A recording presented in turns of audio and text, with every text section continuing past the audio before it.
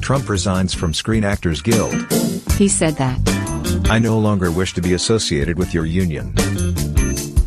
Trump, who left office last month, said he has also greatly helped the cable news television business, said to be a dying platform with not much time left until I got involved in politics, and created thousands of jobs at networks such as MSDNC and fake news CNN, among many others. Trump has been a SAG member for 30 years. AG-AFTRA said that the broadcast journalists it represents have reported that intimidation and physical assaults have escalated throughout Trump's presidency. Berlin, as the European Union's vaccination program stumbles, Russia and China are poised to fill the gap, with Moscow opening talks to produce vaccines in the heart of Europe. Vaccines produced in Russia and China are already on the program in parts of the Balkans and Eastern Europe outside the EU. Now, French President Emmanuel Macron and German Chancellor Angela Merkel have expressed their openness to using offerings from Moscow and Beijing if EU regulatory approval is granted. Russia has made little attempt to veil that its vaccine diplomacy is part of a wider push by President Vladimir Putin to assert influence abroad, choosing a vaccine name that evokes the space race during the Cold War with the West.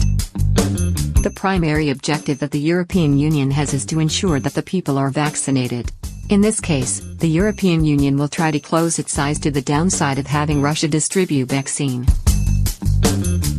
For the third time, Prime Minister Benjamin Netanyahu has postponed his first visit to the United Arab Emirates, in what would have been a milestone event after the normalization agreement between Israel and the UAE was announced in August.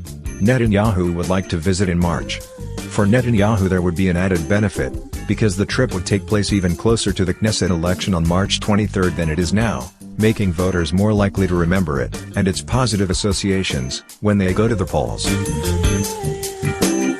On Monday, January 8th, the schools will be opened in Romania. Children who have symptoms of COVID should not go to school. They will not be absent, they just have to announce.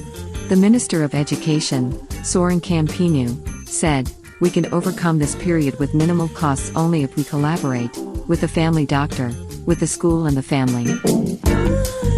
Russia has declared persona non grata 3 diplomats from Sweden, Poland and Germany who took part in demonstrations in support of Alexei Navalny on January 23.